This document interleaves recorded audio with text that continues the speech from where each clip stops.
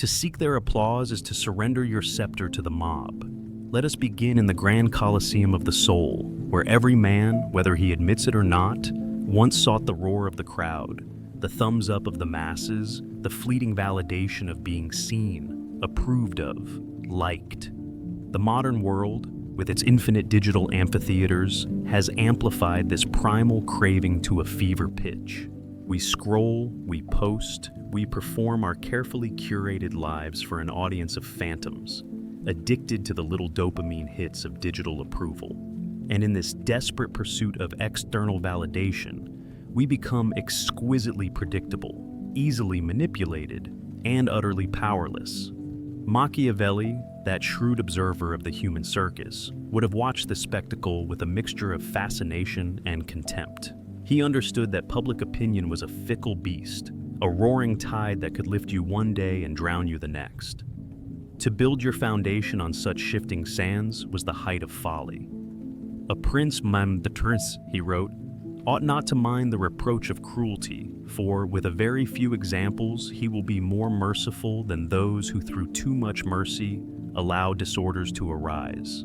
And the key here is not the cruelty itself, but the unwavering focus on his own judgment, irrespective of the crowd's fleeting emotions. Imagine a king who governs by polls. Every decision, every decree is based on the latest readings of public sentiment.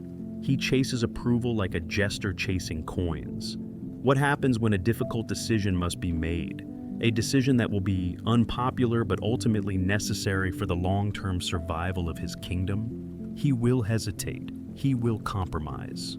He will water down his vision until it is palatable to the masses. And in doing so, he will render it ineffective. He has surrendered his authority to the whims of the crowd, and his kingdom will inevitably suffer. The man who seeks external validation is that king, perpetually polling his internal kingdom of insecurities. He tailors his actions, his beliefs, his very identity to win the approval of those around him, his friends, his family, his partner, the faceless horde of the internet.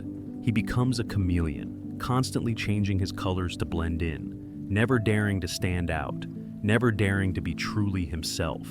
He has placed the throne of his own self-worth in the hands of the mob, and he will forever be a slave to their fickle applause.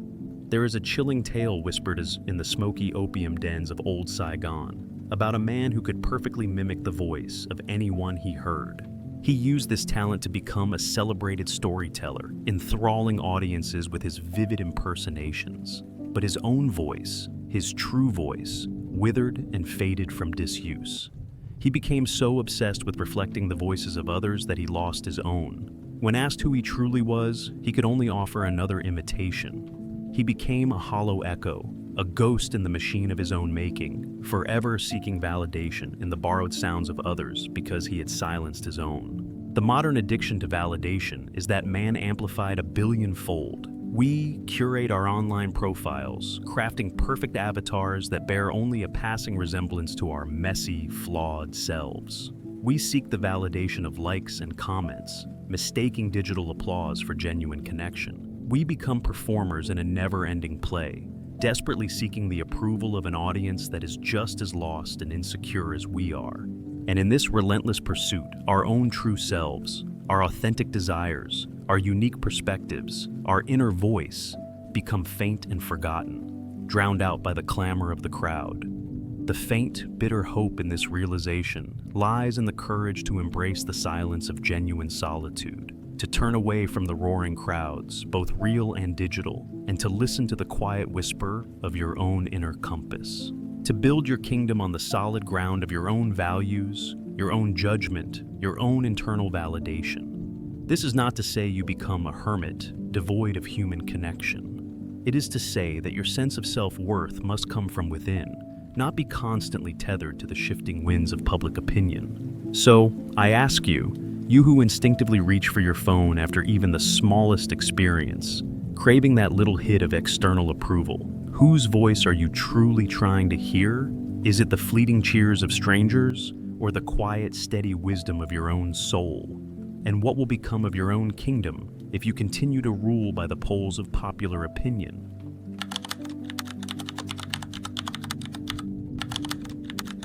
The fool starves for validation. The prince learns to mint it as his own private currency. I'm going to tell you a secret so contrary to your noble instincts that it will feel like a violation. While the rest of the world is on its knees, begging for the scraps of validation from the table of public opinion, the Machiavellian prince is not starving. He is in the kitchen, learning the recipe. He understands the second deadly rule of power in this new needy age. Validation is not a thing to be sought, but a weapon to be wielded.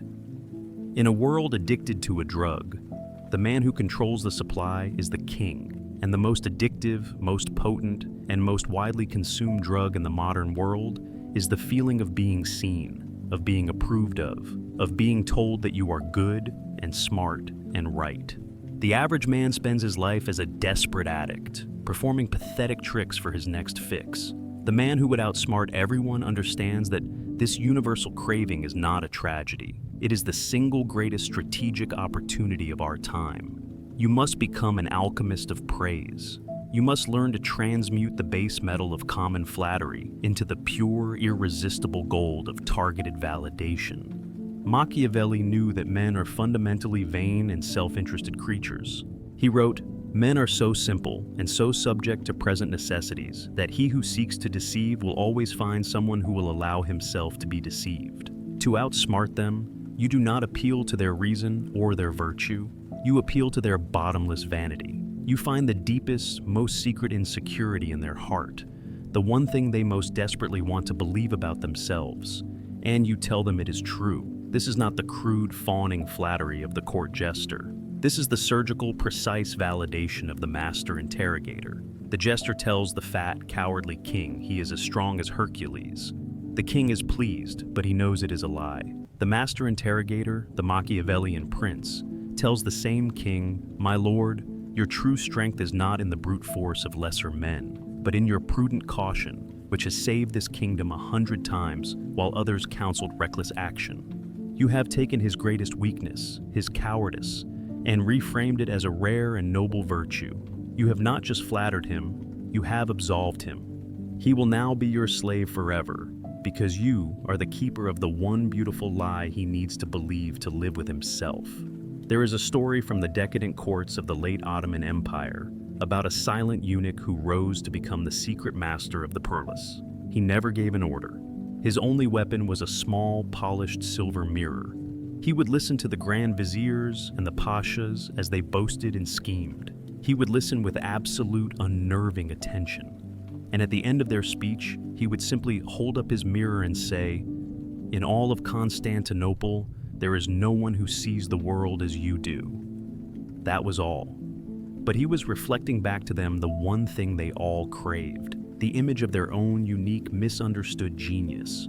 Drunk on this reflection, they became utterly dependent on him. He was the only mirror in the palace that showed them the face they wanted to see. He owned their souls, and he never had to raise his voice. You must become that mirror. In a world of chattering critics and indifferent crowds, you must become the one person who offers a rare and potent form of validation. You listen, you study, you find the crack in their armor, the secret fear that keeps them awake at night, and you apply the warm, healing balm of your perfectly crafted praise directly to that wound. The insecure intellectual, you praise his courageous and misunderstood ideas. The beautiful woman who is tired of being valued only for her looks. You praise her surprising and profound insight into a complex subject. You are giving the thirsty man the exact flavor of water he craves. He will drink and he will become addicted. The strange, dark hope in this cynical art is that it requires a profound and almost ascetic level of detachment.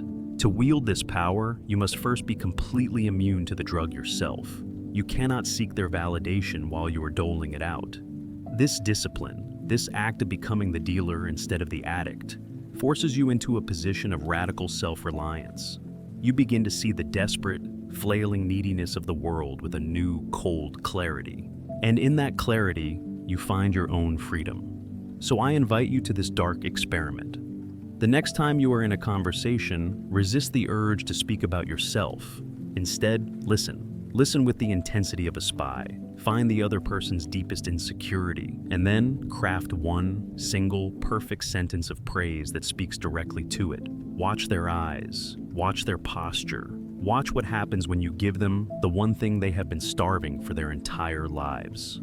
And ask yourself, who in that moment truly holds the power?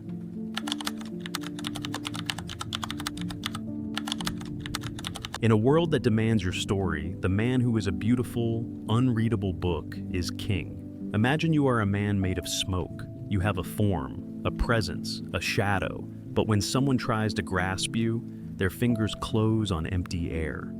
They can see you, but they cannot hold you. They can hear your voice, but they cannot record your song. In a world of solid, predictable, and desperately needy people, the man made of smoke is a terrifying and irresistible enigma. This is the third deadly rule for outsmarting a world addicted to validation. You must become a virtuous deception. While everyone else is frantically bringing their whole self to work, living their truth out loud, and turning the messy contents of their inner lives into public performance art, you must do the opposite. You must cultivate an aura of profound, unshakable, and deliberate mystery. Machiavelli knew that the prince who is easily understood is a prince who is easily overthrown. A prince, he wrote with the cold precision of a diamond cutter, must be a great pretender and dissembler. He must learn to appear to be all the things the world values: merciful, faithful, humane, upright, religious, while being bound by none of them. His public face is a masterpiece of strategic art, a mask so convincing that it generates trust and admiration, all while concealing his true, flexible, and pragmatic intentions. The modern world has inverted this. It has created a cult of authenticity, which is a pretty word for predictability. You are encouraged to be an open book. But what happens to an open book? It is read, it is understood, it is summarized, and then it is placed on a shelf and forgotten. Its mystery is gone. Its power is spent. The man who is a mystery, however, the man who is a locked and unreadable codex, becomes an object of obsessive fascination. The mind of the other person becomes a laboratory dedicated to the sole purpose of deciphering you. They will spend more energy trying to guess your motives than they will spend on their own. Think of a deep, still, and unnervingly dark lake. Now think of a shallow, babbling, crystal-clear brook. The brook is charming. It is authentic. You can see every pebble, every fish. It hides nothing. You admire it for a moment and you move on. The lake, however, holds you. You cannot see the bottom. You do not know what creatures swim in its cold, black depths. Its stillness is a dare. Its silence is a challenge. You are both terrified and mesmerized by it. You do not forget the lake. Your desire, your curiosity, your respect, all of it belongs to the mystery, not to the transparency. In the intricate spycraft of the Cold War, there was a legendary Soviet mole at the heart of Western intelligence, known only by the code name Ethelred.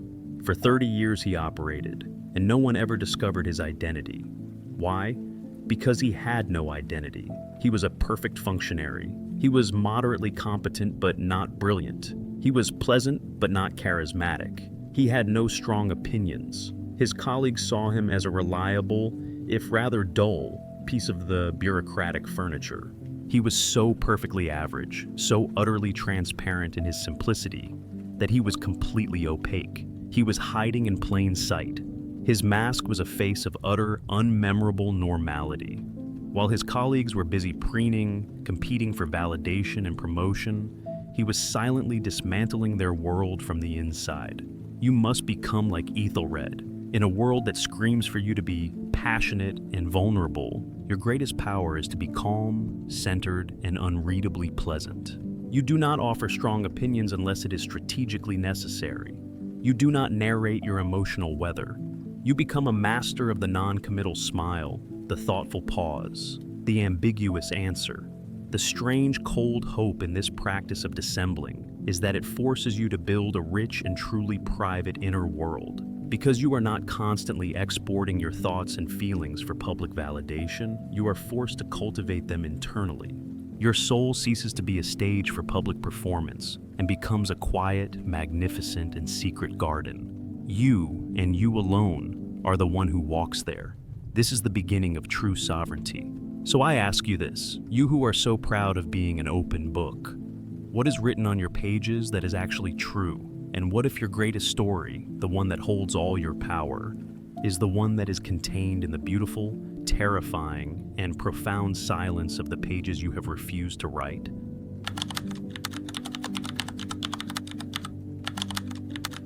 The fool is a victim of his circumstances. The prince is a student of their hidden opportunities. Imagine you stand before the great, blind, and chaotic goddess the old Romans called Fortuna. She is the spinner of the wheel, the arbiter of luck, the source of all the unpredictable, unearned, and undeserved events that make up a human life. One moment, she raises a beggar to a throne. The next, she casts a king into the mud. The man addicted to validation is her perfect slave. His happiness is entirely dependent on which way her wheel is turning. A good day, a compliment, a lucky break. He is exalted. A bad day, a criticism, a sudden misfortune, he is crushed. He lives in a state of perpetual whimpering anxiety, praying to a goddess who is deaf, dumb, and utterly indifferent to his fate. The Machiavellian prince, however, looks upon this wild and terrible goddess not with fear, but with a cold, predatory glint in his eye. He knows the fourth deadly rule for outsmarting the world. Chaos is not a threat, it is a ladder. Machiavelli, in one of the most brilliant chapters of his Prince, dedicates himself to this very problem. How does a man of will and purpose contend with a universe of random chance? He concedes that fortune may control half of our actions, but the other half, he insists, is left to us. He compares fortune to a raging river that floods the plains and destroys everything in its path. The foolish validation-seeking man simply stands there and drowns, lamenting his terrible luck. The wise prince, however, in times of calm, builds dikes and dams. He prepares. And when the flood comes, its destructive energy is channeled, controlled, and even used to irrigate new fields. The prince does not try to stop the river. He harnesses its power for his own ends. Your life is that river. Crises, rejections, ejections, failures, betrayals, these are the inevitable floods. The man addicted to validation sees a breakup or a job loss as a personal tragedy, a judgment from the universe. He broadcasts his sorrow, seeking the warm, useless pity of the crowd.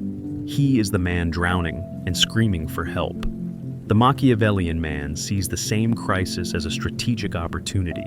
The end of a relationship is not a failure. It is a sudden, liberating clearing of his schedule, a chance to pour all that wasted energy back into his true mission. A job loss is not a rejection. It is an opportunity to escape a stagnant environment and build something of his own. He is the man who sees the flood as a chance to build a new and better city downstream. There is a stark Russian fable about two brothers, Dmitri the Pious and Dmitri the Cunning, whose village was razed by a Tartar horde.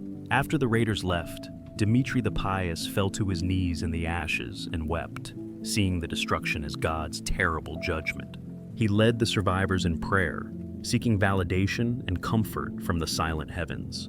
Dmitri the Cunning, however, walked through the ruins with cold, observant eyes. He noted that the fire had destroyed the old, corrupt elders' hall. He noted that it had exposed a hidden, underground spring. He noted which men panicked and which stayed calm. While his brother was praying for a miracle, he was gathering the strong, rationing the remaining food, and making a plan. He used the chaos to shatter the old, stagnant power structure. He built a new village around the new source of water. He did not waste a moment lamenting his fortune. He seized it by the throat. To outsmart a world addicted to validation, you must learn to be Dmitri the Cunning. You must cultivate a secret, thrilling love of chaos. When others are panicking, you must become preternaturally calm. When others are complaining, you must be looking for the hidden spring, the shattered power structure, the unexpected opportunity. You must reframe every disaster as a realignment. This is the true meaning of the Nietzschean concept of amor fati, the love of one's fate. It is not a passive acceptance of suffering. It is an active, joyful, and creative embrace of all that happens, good and bad, as the raw material for your own self-creation. The validation seeker wants the world to be easy, safe, and affirming. The Machiavellian man knows that growth only happens at the point of friction, that strength is only forged in the fire of crisis. He does not pray for the river to be calm. He learns how to build a better ship. The dark, empowering hope here is that you can become immune to the sting of failure. You can alchemize your own pain into power. The events that would crush another man become the very source of your strength and advancement. You are no longer a leaf on the river of fortune. You are the one building the dams. So I ask you this, you who have recently suffered a setback, a rejection, a failure.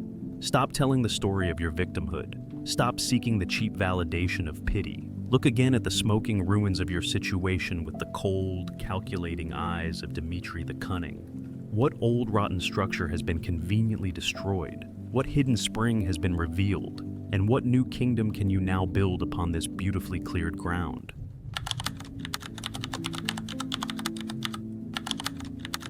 In an age that worships authenticity, the man who masters the art of the virtuous performance is the one they will never see coming. Here is a bitter joke about the human condition, the kind that would make a saint weep and a devil applaud. The world does not want you to be good. It wants you to be seen being good. And the difference between those two things is the entire, bloody, and magnificent art of power. The world addicted to validation is a world of moral children. They crave simple narratives, clear heroes, and unimpeachable villains. They do not have the stomach for ambiguity, for the terrible and necessary compromises that true power requires. They are the audience in a grand, gaudy, and deeply sentimental play, and they will give their undying loyalty not to the best man, but to the best actor. The fifth deadly rule for outsmarting this world is that you must become that actor. You must learn to wear the cloak of the saint, even as your hand rests on the hilt of the assassin's dagger hidden beneath. Machiavelli, in his most scandalous and brilliant chapter, insisted that a prince must be a master of this virtuous deception. He must, above all things, appear to be merciful, faithful, humane, upright, and religious. He must cultivate a public reputation for possessing the very virtues that, in private, he must be willing to abandon in a heartbeat if the security of his state requires it. He understood that men are so desperate to believe in goodness that they will accept a flawless performance of it over the messy, compromised reality of a truly effective leader. You, in your own quiet rise to power, must learn this high and lonely art. The modern world has its own set of fashionable virtues, a new litany for its secular saints: empathy, vulnerability, authenticity, compassion. These are the words they worship. Therefore, these are the words you must learn to speak with more convincing passion than the true believers.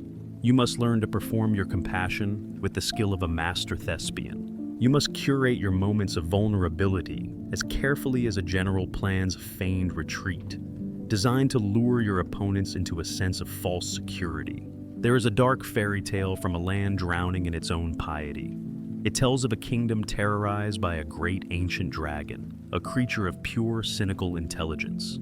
Night after night, full of honest courage and brute strength, went to fight it and were devoured. Then came a man who was not a knight. He was a humble monk.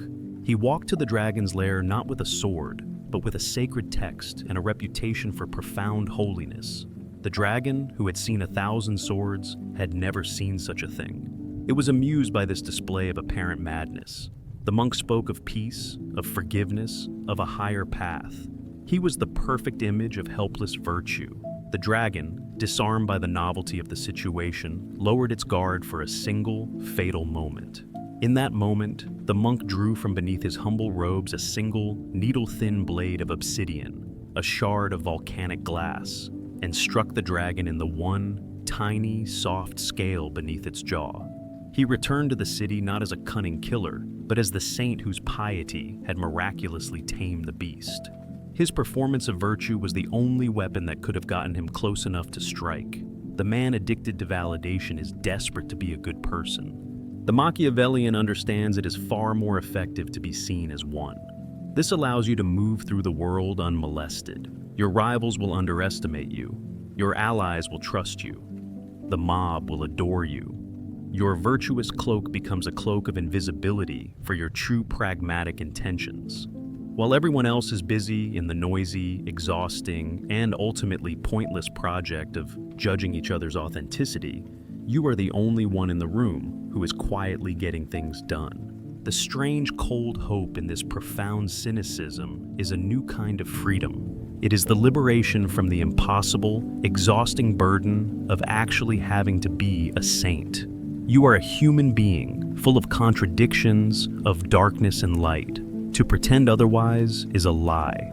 The Machiavellian path allows you to accept your own complex, flawed nature in private, while presenting a simple, admirable face to a world that cannot handle the truth.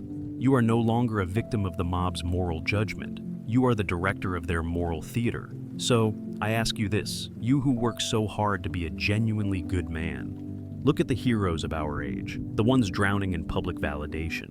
Are you admiring their actual virtue, or are you simply applauding the most convincing performance?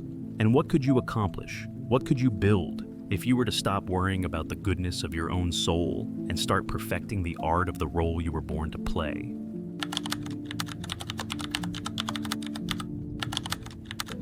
The ultimate power is not to win their game, but to build a world where their game is no longer played. And so, we have come to the end of the grimoire. You have learned to empty the throne of public opinion, to wield praise as a weapon, to wrap yourself in the cloak of mystery, to ride the wild beast of fortune, and to wear the saint's face over the assassin's heart. You have learned the deadly rules. You now possess the full and terrible toolkit of the prince, the complete curriculum for outsmarting a world that is drowning in its own desperate need for applause. And now, I will tell you the final secret, the one that makes all the others obsolete. The true victory is not to outsmart everyone. It is to build a life so complete, so sovereign, so utterly self-contained, that their validation becomes as irrelevant to you as the whisper of a ghost. All the strategies we have spoken of, the masks, the manipulations, the virtuous deceptions, are the tools of a man at war. They are the necessary, ugly, and effective tactics for a prince who is still fighting for his territory, still consolidating his power in a hostile world. But the purpose of war is, eventually, to achieve a state of peace. A peace so profound and so unshakable that the old weapons can be laid down, not because they are no longer effective, but because there is no one left to fight. The ultimate Machiavellian act is to make yourself obsolete as a player in the game by becoming the game itself. Imagine a man shipwrecked on a deserted island. For the first years, he is obsessed with the outside world. He builds signal fires, he scans the horizon for ships, he screams at the empty ocean. His entire being is oriented toward the validation of rescue. This is the man addicted to validation. Then, he grows wiser.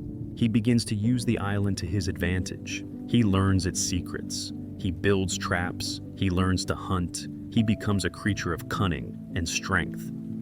This is the Machiavellian strategist. But the final stage is something else entirely. After decades of solitude, the man forgets the outside world altogether. He is no longer trying to be rescued. He has used the island's resources to build a kingdom for one. He has his gardens, his workshop, his library of thoughts. The island is no longer his prison. It is his universe. One day, a ship finally arrives. The sailors are astounded by the world that he has built. They offer him rescue, a return to their world of noise and validation. And the man, for the first time, has the power to look at them with no malice, no resentment, only a profound and quiet peace, and say, "No, thank you. I am already home." That is the final liberation. It is not to outsmart the world. It is to make your own world so magnificent that the old one ceases to be a temptation. This is the transcendence of Machiavelli into the realm of the Stoics and the great mystics. It is the building of the inner citadel, the kingdom of the self, so vast and well fortified that the opinions of others are like the chirping of sparrows outside the walls. Audible, perhaps, but utterly inconsequential. Your work, your purpose, your own inner life becomes the armed prophet we spoke of. A vision so compelling and a reality so strong that it needs no external validation. This is the only true way to outsmart a world addicted to validation. You do not beat the addicts at their own game. You quit the drug. You achieve a state of post-validation, where the entire social currency of likes, of praise, of status, of approval becomes worthless to you. And in a stunning final paradox, this genuine, unforced, and profound indifference to the world's approval is the single most powerful and attractive quality a man can possess. You become the one thing everyone in the world is desperately trying and failing to be: free. So I leave you with this last quiet choice. The tools are yours. You can use them to become a master player in the desperate, exhausting game of human validation, a clever prince in a kingdom of fools. Or you can use them to build the scaffolding for your own private, unconquered island. And then, when it is complete, you can kick the scaffolding away and forget the game ever existed. Will you be the king of their world or the god of your own?